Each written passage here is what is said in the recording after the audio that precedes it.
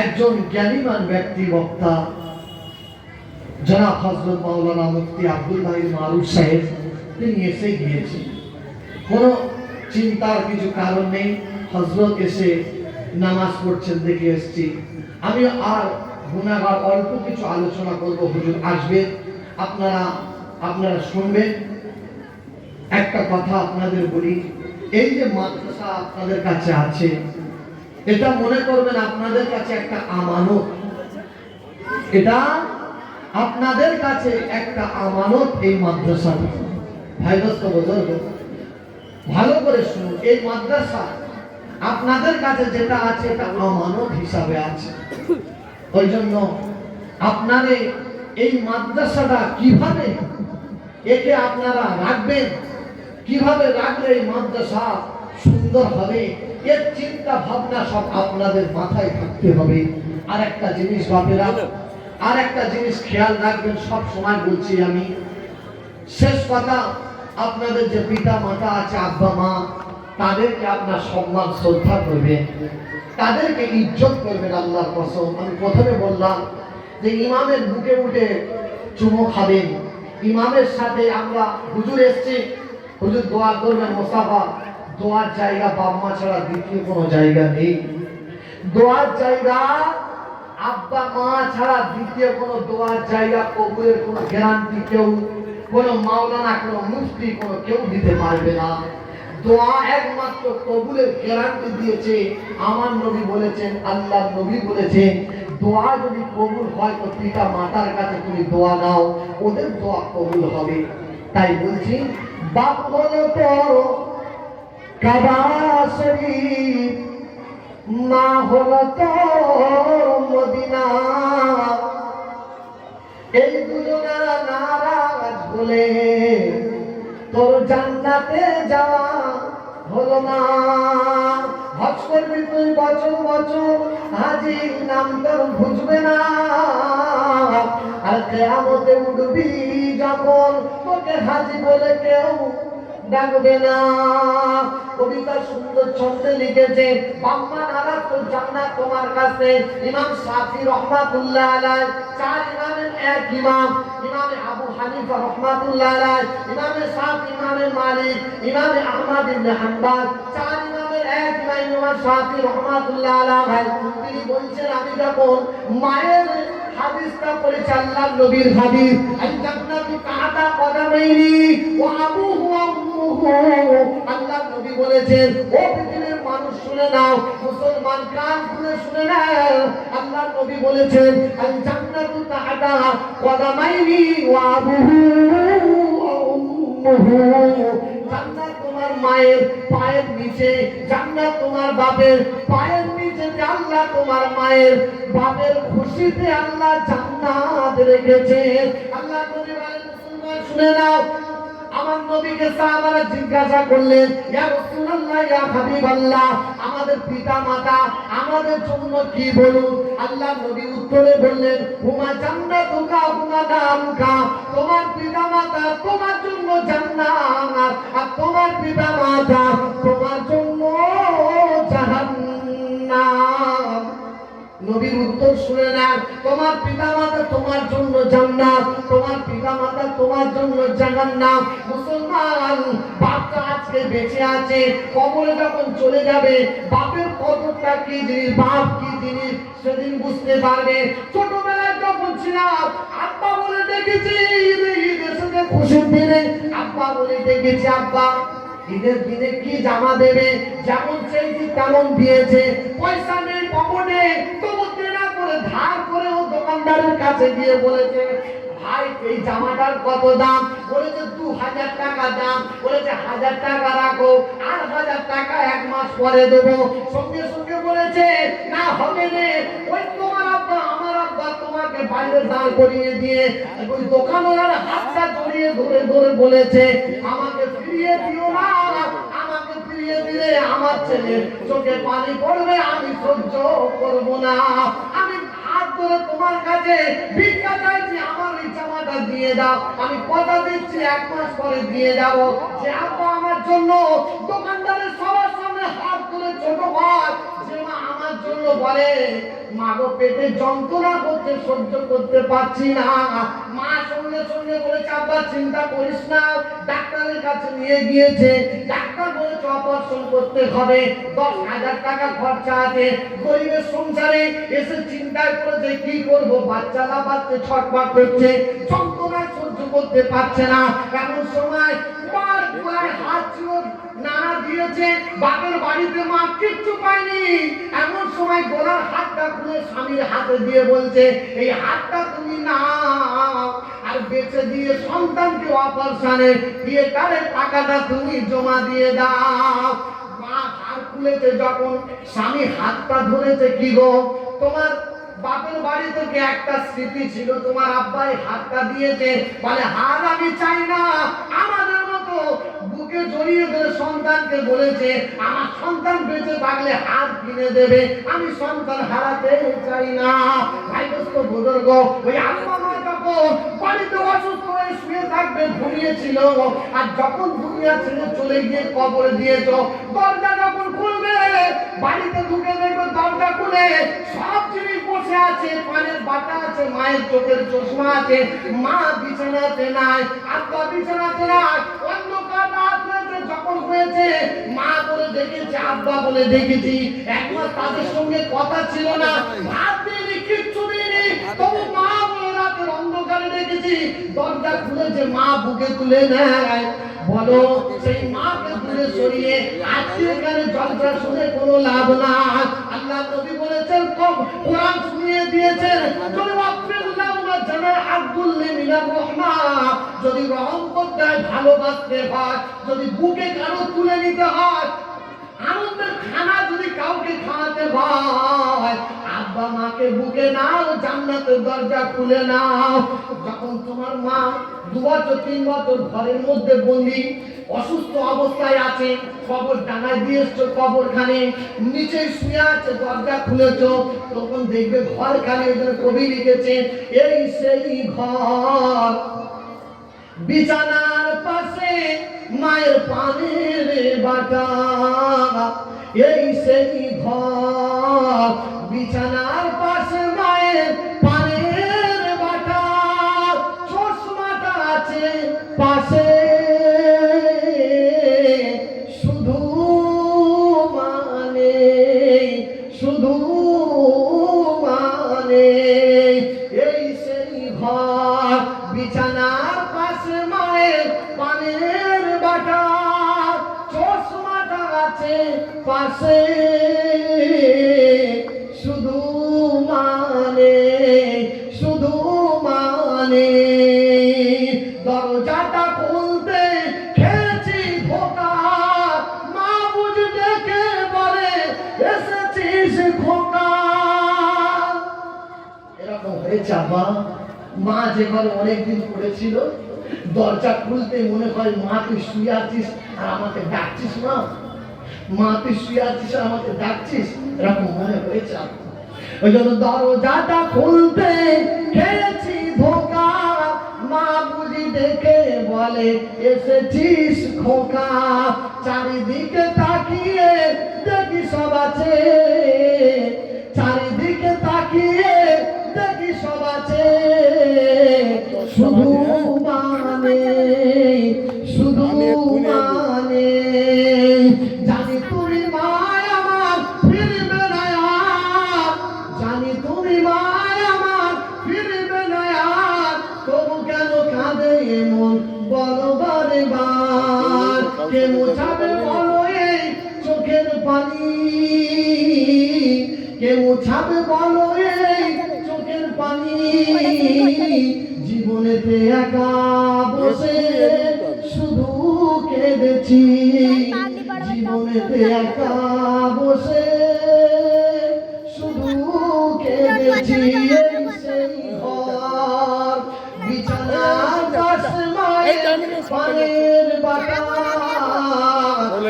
সবাই যাচ্ছে আছে পাশে, শুধু মানে শুধু সব খেয়ে নেছে। রাত 10টা থেকে আল্লাহুম্মা সাল্লি আলা মুহাম্মদ। আমার সাথে পড়ুন না। ভাই দোস্ত বুজুর্গ, যে পিতা মাতা কবরে শুয়ে আছে, ওই পিতা মাতার জন্য এতিম ছেলেকে নেবে যে মা তুই আমার হাতে শাড়ি চেয়েছিলিস পরবি, মা তুমি আমার হাতে বলেছিলে ঈদের দিনে বাপ তুই এনে আমার হাতে দিবি, আমি সেদিন পরবো। আব্বা তুমি বলেছিলে আব্বা যে বাপ তুই এনে আমাকে দিবি লুঙ্গি, আমি পরে ঈদগাতে যাবো। আব্বা আজকে তো পকেটে টাকা আছে, পয়সা আছে, আব্বা তুমি তো নেই, কাকে দেবো বলো, কাকে দেবো বলো? মা তুমি তো আমাকে চেয়েছিলে যে আমি তুই যখন টাকা ইনকাম করবি, আল্লাহ তোর যখন বড় করবে, খোদার কসম ওই মায়ের দোয়াতে আজকে এসি ঘরে ঘুমাই, ওই মায়ের দোয়াতে তোমরা যারা এসি ঘরে ঘুমাও, ওই মায়ের দোয়াতে ঘুমাও রে বাপ। ওই অদম মা ভাঙা ঘরে সারা জীবন কাটিয়েছে, আর ভাঙা ঘরে মুসাল্লা বিছিয়ে নামাজ পড়ে কেঁদেছে আর বলেছে আল্লাহ আমাদের যত কষ্ট হয়েছে আল্লাহ আমার বাচ্চাদের একটু দামি ঘর দিও, আল্লাহ আমার বাচ্চাদের একটু এসি ঘর দিও, আল্লাহ আমার বাচ্চাদের একটু শান্তি দিও। ওই মায়ের দোয়াতে আজকে এসি ঘর পেয়েছি, ওই মায়ের দোয়াতে আজকে চারটার উপরে ঘুমিয়েছি, ওই মায়ের দোয়াতে আজকে গাড়ি বাড়ি টাকা করি আল্লাহ সব দিয়েছে। কিন্তু মা তোকে তো আর পাচ্ছি না রে মা, তুই কোথায়? তুই ওই বাঁশ বাগানে মাটির নিচে অন্ধকার কবরে মা তুমি ঘুমিয়ে আছো। আজকে মায়ের ঋণ শোধ করার মতো তো আমাদের কাছে কিছু আছে আব্বা, নেই নেই, কি দিয়ে শোধ করবো মা? শীতের দিনে সেহরি খেতে উঠেছি ঠান্ডার সময়, শরীরটা পুরো খাচ্ছে থরথর করে, ভাতকে উঠে মাকে জড়িয়ে নিয়ে বলছি মা আমার শরীরটা গরম করে দাও। বাচ্চা ছেলেকে মা জড়িয়ে ধরে মা শরীরটা গরম করেছে, মায়ের শরীরটা শীতল হয়েছে। মা যেদিন ওটি রুমে গিয়েছে, এখন মেয়ে ওটি রুমে গিয়েছে, শুধু ডাক্তার বলেছে মা তোর বাচ্চা এমন পরিস্থিতি সিজার করতে হবে, যে মা কোনোদিন গায়েতে মশা মাছি বসতে দেয়নি, যে মা কোনোদিন সামান্য এই ইনজেকশন নেবে কোনোদিন সহ্য করতে পারেনি, বাচ্চার মুখে মা ডাক শোনার জন্য ডাক্তারের কাছে সঙ্গে সঙ্গে বলেছে ডাক্তার সাহেব আমাকে সিজার করতে শুরু করে দাও, আমার বাচ্চা যেন ভালো থাকে সুন্দর থাকে। যে মা সিজার হতে তৈরি হয়ে গিয়েছে, আজকে সেই মা তো দুনিয়া ছেড়ে চলে গিয়েছে। আজকে বলুন বাপেরা সেই মায়ের ঋণ কি করে শোধ করবেন? এই যে ছেলে পাগড়ি পাবে, এই যে ছেলেরা পাগড়ি পাবে, এদের মাথায় যে নুরানি তাজ করবে, ওই মাকে স্মরণ করবে আর এদের মুখের দিকে তাকাবেন, ওই মাকে স্মরণ করবেন আর এই এতিম বাচ্চা মুসকিন ছেলেদের দিকে তাকাবেন যে মা তুই আজকে নেই, কিন্তু তোর ঋণ তো শোধ করতে কোনোদিন পারবো না। কিন্তু তার জন্য এই মাদ্রাসার ছেলেদেরকে যেটা করলে হয় আমরা করেছি। এই মাদ্রাসাকে কিয়ামত পর্যন্ত আল্লাহ জারি সারি রাখবে।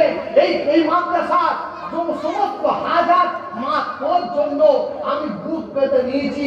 আজকে এই মজমায় কথা দিয়েছি যে মা তুই চলে গিয়েছিস, কিন্তু তোর ঋণ শোধ করতে পারবো না, কিন্তু তোকে ভালোবেসে এই মাদ্রাসার দায়িত্বটা, এতিম বাচ্চাদের দায়িত্বটা কাঁধে নিয়ে ওই মঞ্চ থেকে বাড়ি এসেছি যে মা তুই খুশি কি করে থাকবি, আব্বা তুমি কি করে খুশি থাকবে, তার দায়িত্ব কাঁধে অল্প ভাব নিয়ে এসেছি।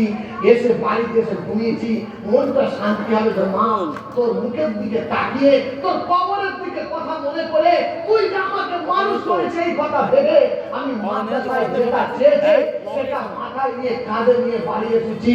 দেখবেন খোদার কসম স্বপ্নে তোমার মায়ের দিদার হবে, স্বপ্নে তোমার মা আসবে আর এসে বলবে বাপ তুই আমার জন্য বাচ্চাকে ভালোবেসে কোলে কোলে নিয়ে ওই পাগলের দিকে তাকিয়ে এই মিষ্টি ছেলেদের কথা ভেবে আমার জন্য কি দিয়েছি। সাত্তারের ছেলে এলো, আব্দুর রহমানের ছেলে এলো, তারা তাদের বাপের মায়ের জন্য এতিম বাচ্চার জন্য অনেক কিছু দিল, আর আমরা হতভাগা কবরে পড়ে আসলাম। তোদের তো আমরাই মানুষ করেছিলাম, আমাদের জন্য তোরা কিছু দিলিনি বা আমাদের জন্য তোরা কিছু দিলিনি ভাব।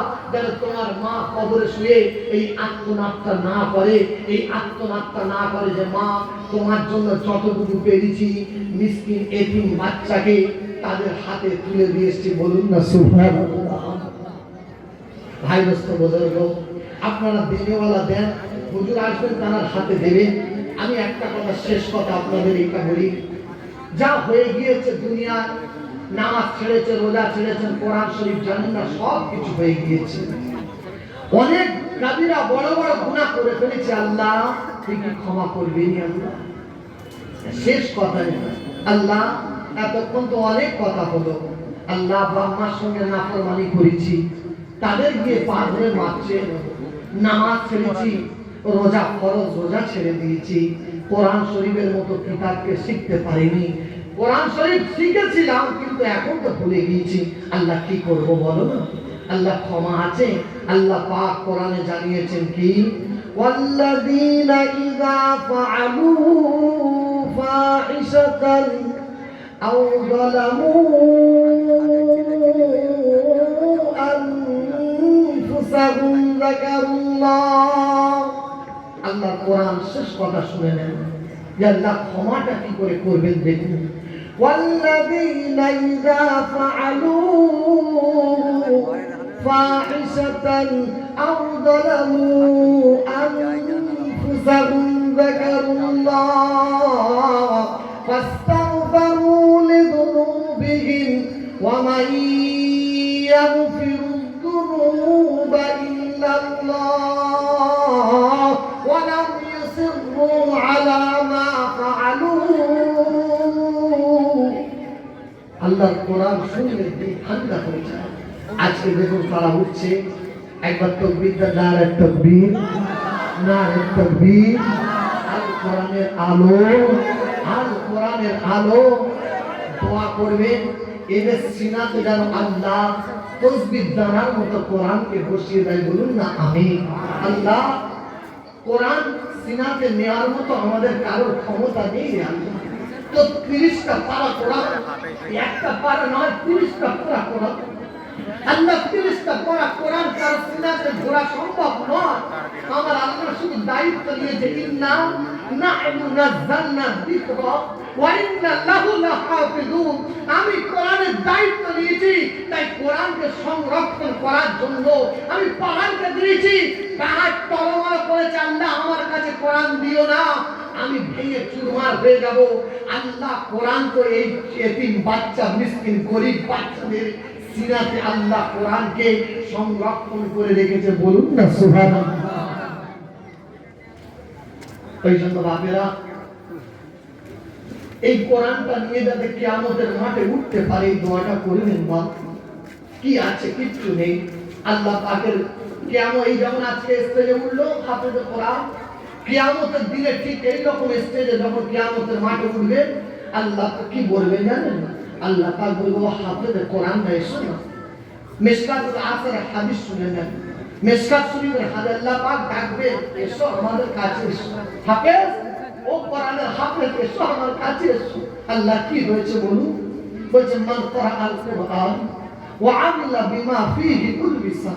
তোমাদের পিতা মাতাগুলোকে ডাকো, তোমাদের আব্বা মাদের আমার কাছে ডাকো। আল্লাহ কি হয়েছে? ওরা কোনো অপরাধ করেছে? আল্লাহ ওদেরকে শাস্তি দেবেন আমাদের সামনে নাকি? বলুন। বলে না রে বাপ, ওদেরকে ডাকো না। উলবিসা ওয়ালিদাহু তাহাজ্জান ইয়াউমাল কিয়ামah। কিয়ামতের মাঠে কোটি কোটি মানুষ থাকবে, আর হাফেজ কোরআনকে বলে তোর বাপ মাকে ডেকে আয়, ডেকে আয়। আল্লাহ এ আমার বাপ, এ আমার মা, আমার আব্বা ভ্যান চালাতো, খুব গরিব মানুষ, আমার মা খুব খেটে আমাদেরকে মানুষ করেছে। আল্লাহ এদের দুজনের ডেকে এনেছে, কি হয়েছে বলো? আল্লাহ পাক বলে কি জানো? এদের মাথায় আজকে আমি আল্লাহ নূরের তাজ কিয়ামতের মাঠে সবার সামনে, হাসরবাসীর সামনে আমি আল্লাহ তোকে, তোদের মাকে, তোদের বাপ আর মাকে আমি আল্লাহ নূরের তাজ করাবো, বলুন না সুবহানাল্লাহ। এই হলো হাফেজে কোরআনের ফজিলত। আল্লাহ পাক বলেছেন, يقال لصاحب القرآن اقرأ واتق ورتل كما كنت ترتل في الدنيا فإن المنزلة عند آخر آية تقرأها। ও হাফেজ কোরআনেরা, হাফেজ কোরআন يقال لصاحب القرآن, আল্লাহ পাক বলবে يقال لصاحب القرآن ইকরা, কোরআন পড়ো, আজকে কিয়ামতের মাঠে পড়ো, কোরআন পড়ো। ইকরা ওয়াত্তাকি ওয়ারাতিল, তোমরা কোরআনটা পড়ো, কোরআন পড়ো। আল্লাহ কোরআন পড়তে শুরু করেছে, এই হাফেজে কোরআনেরা কিয়ামতের মাঠে কোরআন পড়তে শুরু করবে খোদার কসম। আর বলবে তোমাদের ঠিকানা ওখানে হবে জান্নাতে গিয়ে, যেখানে কোরআনের আয়াতকে তোমরা শেষ করবে তোমার ঠিকানাটা জান্নাতের সেই জায়গাতে হবে। বলুন না সুবহানাল্লাহ। এদের পিছনে খরচা করি, হাফেজে কোরআনের যদি কিছু হাদিয়া দিই, এদের মাদ্রাসায় যদি কিছু সাহায্য করি, আমার কি আছে আব্বা, আমার কি আছে? আমার দয়ার নবী কি বলেছেন জানেন? আমার দয়ার নবী বলেছে এই যে হাফেজে কোরআন, এই হাফেজে কোরআনের কিয়ামতের মাঠে বলা হবে। কি বলা হবে? যে তোমাদের আজকে ক্ষমতা দেয়া হলো, তোমাদের আজকে সুপারিশের মতো একটা ক্ষমতা দেয়া হলো। কি ক্ষমতা? বলছে তোমরা 10 জন ব্যক্তিকে জাহান্নামী, যাদের উপরে জাহান্নাম ওয়াজিব হয়ে গিয়েছিল, এই রকম 10 জন ব্যক্তিকে আমি আল্লাহ তোমাদের ক্ষমতা দিলাম, তোমরা জান্নাতি করতে পারবে। বলুন না সুবহানাল্লাহ। এমন একটা ব্যক্তি বেঁচেছে হাফেজে কোরআন, তার উপরে ফায়সালা হয়ে গেছে জাহান্নামী, ও জাহান্নামী। আল্লাহ পাক বলেন না, ফায়সালা হলেও আমি আল্লাহ মালিক, আমি ফায়সালা করেছি, আবার আমি ঠিক করব। আমি বলছি তুমি পছন্দ করো 10 জন ব্যক্তিকে যখন পছন্দ করে হাফেজে কোরআনেরা আনবে, তখন আল্লাহ পাকের উপর থেকে ঘোষণা আসবে ওরা জাহান্নামী হলেও আমি আল্লাহ কথা দিলাম ওদেরকে জান্নাতি বানিয়ে দেবো। বলুন না সুবহানাল্লাহ। ওই জন্য ভাইরা, এদেরকে মহব্বত করবেন আল্লাহর কসম, এদেরকে ভালোবাসবেন। সেই 4টের সময় ঘুম থেকে ওঠে, খোদার কসম 4টের সময় হুজুর ডেকে দেয়, ঘুম থেকে ওঠো।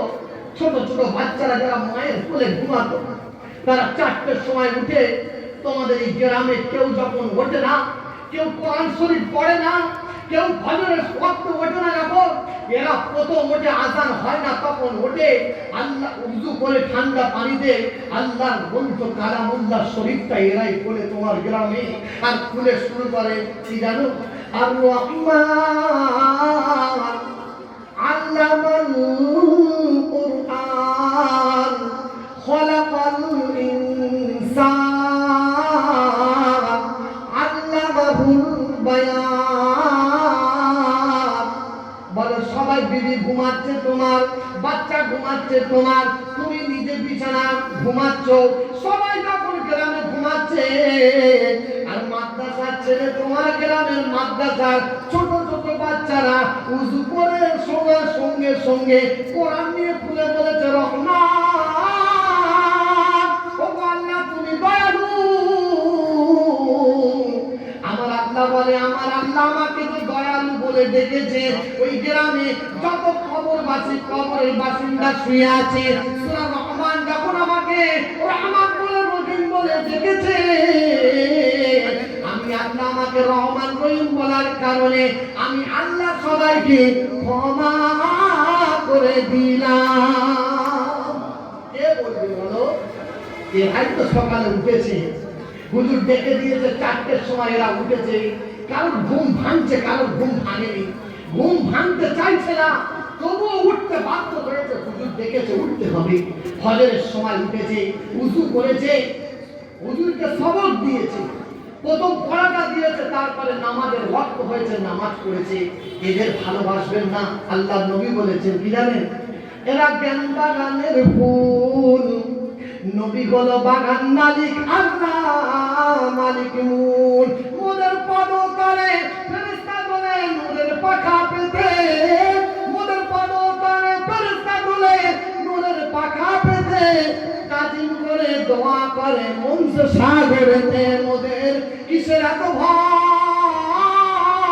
মেহমানে রাসূল হলো মোদের পরিচয়। সুবহানাল্লাহ। এদেরকে মহব্বত করবেন, ভালোবাসবেন। আল্লাহর কসম, কোলে নিয়ে বসে হাফেজে কোরআন, এর সিনাতে 30টা ধারা কোরআন, আল্লাহর কোরআনটা ধরে রেখেছে।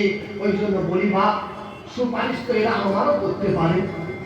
কোরআনের ভালোবাসবো যখন, এদের মহব্বত করব, আমি না জানি যদি গুনার কারণে কিয়ামতের মাঠে ফেসে যায়, এরা তো আমার বলবে যে বাবু আপনি তো আমাদের মাদ্রাসায় আসতেন, আমাদের মাথায় হাতটা তো আপনি বুলোতেন, আমাদের পাশে এসে তো আপনি বসতেন, আমাদের কি খেয়েছিল আপনি জিজ্ঞাসা করছেন, আপনি এসে বলেছে বাপরা কি খেতে ভালোবাসিস, আমরা বলেছি বাবু আজকে বিরিয়ানি খাওয়াবে, আপনি তো আমাদের মুখে বিরিয়ানি দিয়েছেন, আব্বা ছিল না, মা ছিল না, কে আনবে, আপনি পাশে বসে জিজ্ঞাসা করেছিলেন বাপ কি চাস বল কি খেতে চাস, আমাদের পাশে বসে তো আপনি খাইয়েছিলেন, তাই আজকে আপনি আমাদের কাছে এসে খাচ্ছেন, আমরা তো আপনার ছেড়ে জান্নাতে যেতে পারি না, আল্লাহ 10 জন ব্যক্তিকে আমার ক্ষমতা দিয়েছে জান্নাতে নিয়ে যাব, তার মধ্যে তুমিও আমার সাথে থাকো, আমিও তোমাকে নিয়ে জান্নাতে যাব, বলুন না সুবহানাল্লাহ। শেষ কথা যেটা বলছিলাম, আল্লাহর কাছে বলি আল্লাহ গুনাহ তো অনেক করে ফেলেছি, মাফ করবে আল্লাহ তুমি, বলো না।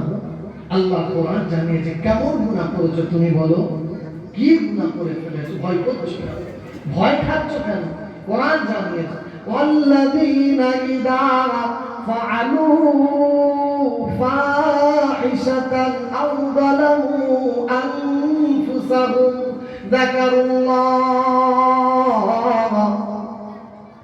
আল্লাহ কোরআনটা শুনুন, হৃদয় ঠান্ডা হবে, শীতল হবে। আল্লাহ পাক বলে কি রকম গুনাহ করেছো বলো, কত গুনাহ করেছো তুমি, গুনাহ সাগরে ডুবে গিয়েছো, এত ভয় কেন খাচ্ছো, ভয় খেও না, গুনাহর কথা মনে উঠে লজ্জিত হয়ে তওবা করবে যে আসল বান্দা সে আমার বান্দা, আমি আল্লাহ দিলাম ঘোষণা। গুনাহর কথা যখন মনে উঠবে, আল্লাহ আমি নাফরমান, ফজরের নামাজ পড়লাম না, এই কথা মনে উঠে যখন নিজেকে খারাপ লাগবে, আর ফজরের নামাজটা কাজা করে আল্লাহু আকবার বলে পড়ে দেবে, আমার আল্লাহ বলে নিজের গুনার উপরে লজ্জিত হয়েছে যে আসল বান্দা হলো আমার সে, বলুন সুবহানাল্লাহ। গুনার উপরে লজ্জিত হবে বান্দা যখন আল্লাহর কাছে বলবে আল্লাহ আমার গুনাহ করে ফেললাম, আল্লাহ এই গুনাহটা হয়ে গেল, আল্লাহ আল্লাহ ক্ষমা করো, আল্লাহ মাফ করো, আল্লাহ আল্লাহ গুনাহ করে ফেললাম, আল্লাহ আমার আল্লাহ বলে বান্দারে নিজের গুনার উপরে বান্দা তুই লজ্জিত হয়েছি, শর্মিন্দা হয়েছি, তোর গুনাহটা খারাপ লেগেছে, আমি আল্লাহ আমার কাছে দুটো হাত তুলেছি, আমি আল্লাহ কথা দিলাম মাফ করব, ভয় করিস না।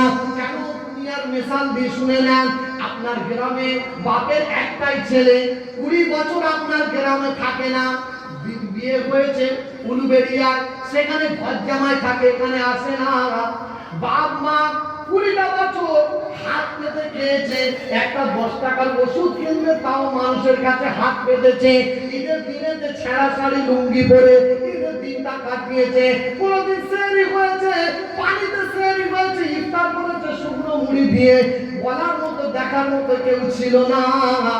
20 বছর পরে ওই ছেলে দরজা রাতের অন্ধকারে মায়ের দরজার কাছে এসে নাড়া দিয়ে বলছে মা, বলো মা দরজা খুলবে কি খুলবে না, খুলবে। 20 বছর কোনো সম্পর্ক ছিল না, শুধু মা বলে একবার ডেকেছে, দরজা খুলে দিয়েছে, বুকে তুলে নিয়ে মা বলে চাপারে কোথায় ছিলিস বল, এতদিন কোথায় ছিলিস বল, আব্বা কোথায় হারিয়ে গিয়েছিলিস বল, বললো না কি খেয়েছি, আমরা কত কষ্ট পেয়েছি, মা এই কথা বলে না, বাচ্চাকে বুকে তুলে নিয়ে বলেছে আব্বা কোথায় ছিলিস বল, আমাদের বড় তোকে না দেখে বড় কষ্ট হয়েছে, খিদের জন্য কোনোদিন কষ্ট পেলাম না, কোথায় ছিল, আব্বা বিছানায় ছিল, ছুটে লাফ করে উঠে কে এসেছে গো, কে বলে আমাদের বাপ এসেছে, আমাদের বাবু এসেছে, আমাদের সোনা এসেছে, বাপ ছুটে এসে জড়িয়ে ধরে বলে চাপারে কোথায় ছিলিস বল, আমি তোর বাপ তোকে না দেখে থাকতে পারি না, কোথায় ছিলিস বল, আমার আল্লাহ বলে ও ফেরেশতা শোনো শোনো শোনো, আমার বান্দাকে আমি মায়ের থেকে 70 গুণ বেশি ভালোবাসি, 70 গুণ আমার বান্দাকে আমার মায়ের থেকে, তার মায়ের থেকে আমার বান্দাকে 70 গুণ বেশি ভালোবাসি। আমার বান্দা 50 বছর 20 বছর আমার কথা খেয়াল ছিল না, আমার কথা মনে পড়েনি, আমার কথা মনে তার ছিল না, এমন সময় মনে পড়ে করলো বড় তওবা, এমন সময় মনে পড়ে আল্লাহকে বললো রব্বানা আমাকে বাঁচিয়ে রেখেছো, এটাই আমার উপরে তোমার করুণা। রব্বানা আমি পাপী, আমাকে তুমি ক্ষমা করো না। আল্লাহর কাছে বলে ওয়া ইবাদুর রহমান আল্লাযীনা ইয়ামশুনা আলাল আরদি হাওনা ওয়া ইযা খাতাবাহুমুল জাহিলুনা ক্বালু সালামা ওয়াল্লাযীনা ইযা ফাআলু ফাহিশাতান আও যালামু। আল্লাহ পাকের কোরআন বলছে ও পৃথিবীর সবথেকে বড় কালাম জানিয়ে দিয়েছে। পৃথিবীটা স্তব্ধ হয়ে যায়, অন্ধকার হয়ে যায়, পশু পাখি ঘুমিয়ে যায়, নীরব হয়ে যায়, সবাই যখন স্তব্ধ হয়ে যায়, আমার বান্দা আমার প্রেমে তখন দাঁড়িয়ে যায়। বলুন সুবহানাল্লাহ। বান্দা দাঁড়িয়ে যায়। কে দাঁড়িয়ে যায়?